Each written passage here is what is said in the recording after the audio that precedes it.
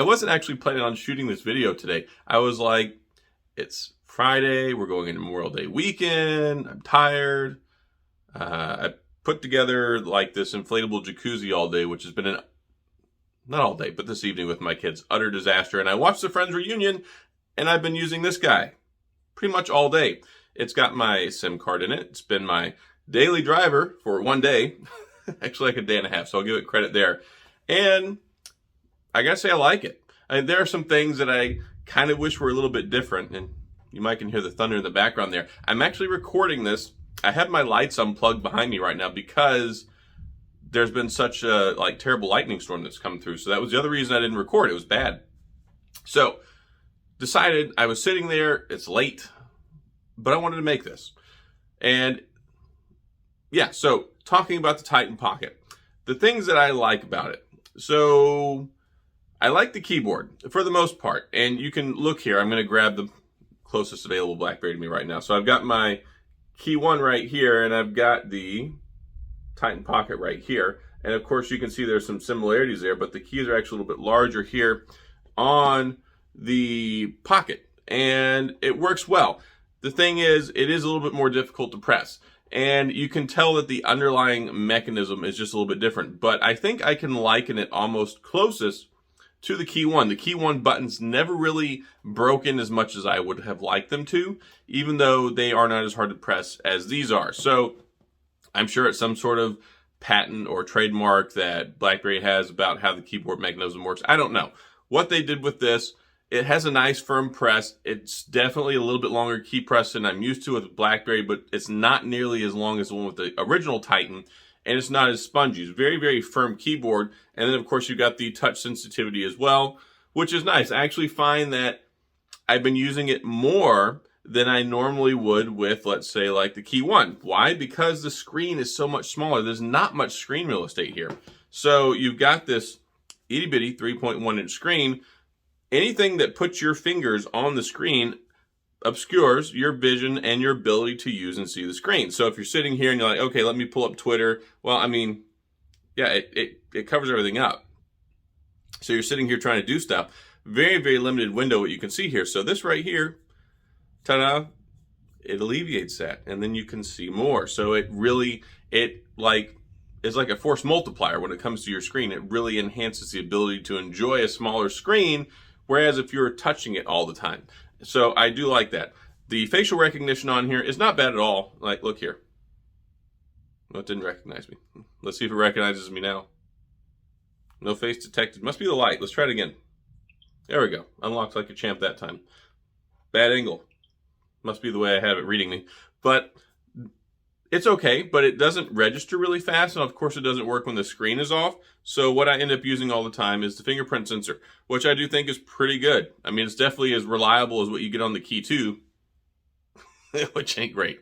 So definitely good there. So you've got the convenience key over here, and somebody was kind enough. I made a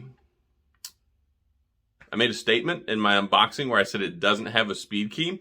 You can set up this key to where it functions as a speed key. You can actually do it with several keys because you can do special program features for multiple keys. So you can set it up for like magic key or magic mode. I can't remember what it's called. So right now, like, let's say I have mine set up. I hit T, it pulls up Twitter. Well, let's say I'm inside of an app. So let's say I'm inside Chrome right here, and you can see that's a storm. It's terrible.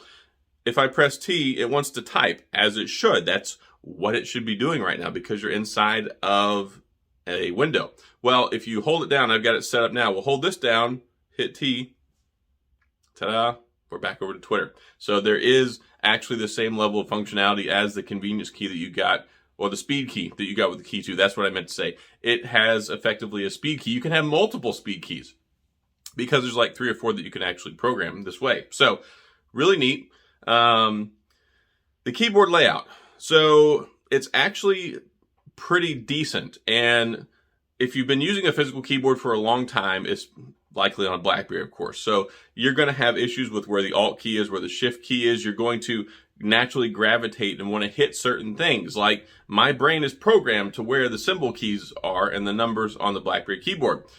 I have to think about it. I have to look where I'm at. And after typing on this for a day, I can say that I know that the period is down on the bottom right-hand side of the space. I know that the question mark is right next to that. I know the exclamation point is down on the bottom left. I know that the @ sign is on the far left. Yeah, so pretty good there. I got it right. @ sign, I got the exclamation point, the period, and the question mark. So I'm learning. And I'm really applying myself trying to do this, because this is the first real keyboard phone that I've had any interest in 3 years, because it's been how long it's been, folks, since we had a BlackBerry. So I'm sitting here waiting for the new BlackBerry, and I'm using this. And what I can say about this, it's funny, because a lot of people are like, hey, the BlackBerry, Android BlackBerries are not real BlackBerries. I mean, true, it's not the same experience as BlackBerry 10. It really isn't. I love BlackBerry 10. Most favorite operating system of all time, most favorite phones of all time, ever. But we live in a world where that's not a possibility anymore. So as we've gotten a little further away from that, I think it's changed our shape and idea of what exactly a BlackBerry is. So if you put some BlackBerry apps on here, it's going to make it feel a lot like a BlackBerry mobile device, except in a more traditional, convenient, maybe not convenient, but familiar form factor. It feels a lot kind of like a really fat Q10 or a Classic to me. And I've been enjoying using it. It's really nice. What I have noticed, though, is these edges down here, they are a little on the rough side. So I'm probably going to end up building some calluses there on the old digits, because it does feel like it's kind of digging in a little bit because I've been typing so much. If you don't type as much as me, it probably won't be something you'll notice as much. I type a lot. So definitely my hands are going to have to get used to this and the way the design is. The other thing I've had to get used to is not having a bunch of screen real estate. And yeah, I'm carrying an iPhone 12 with me as well right now as my secondary phone, which I normally do, but I've been trying my heart out to only use this phone. I made phone calls on it. The radio antenna is not as good as I expected it to be. I mean, it kind of is and it isn't. I mean, it's a MediaTek Helio P70. It doesn't have band 71. It doesn't have 5G. Here in my area, I went somewhere where I used to not have cell phone service very well with T-Mobile. And it got better because they have the 5G antennas, the band 71. So now when I'm in this area, like a mile down the road, my phone works fine. Well, this one doesn't have that. So I got like failure to send things when I was like trying to send something on Twitter. I had to reset my phone to get it to pick back up the signal so I could make a phone call.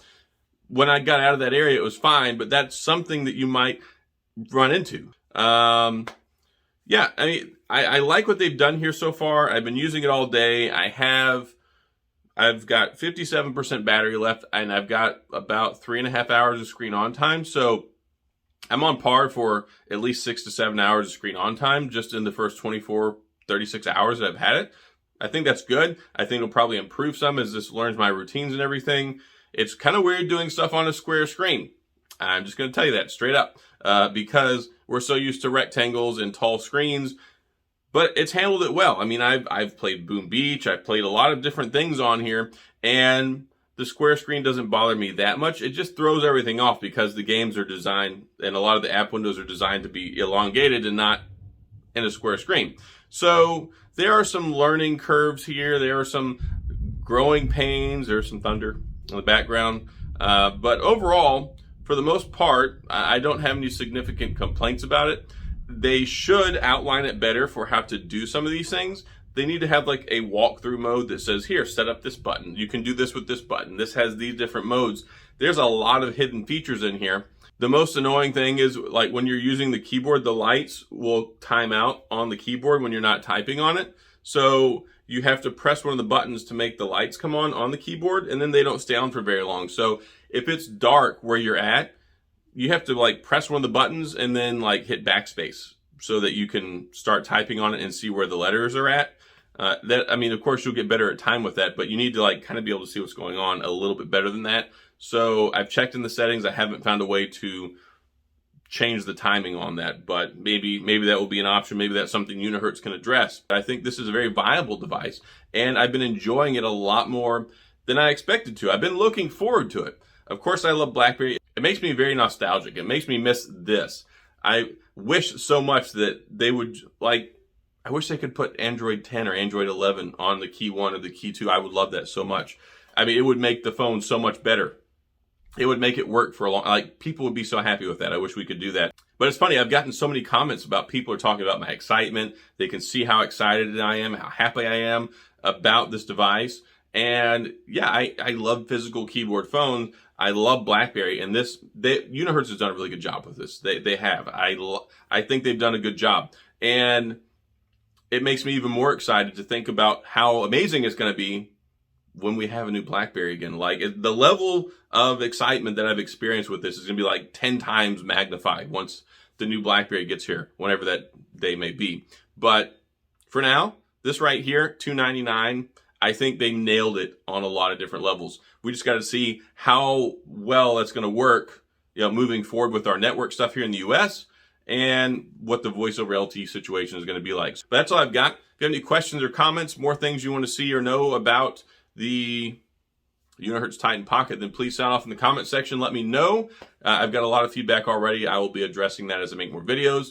And if you enjoyed the video, please hit the like and the subscribe button and the little notification bell if you want updates when new videos come out. And as always, thanks for being here. I appreciate you watching, and I'll see you guys next time.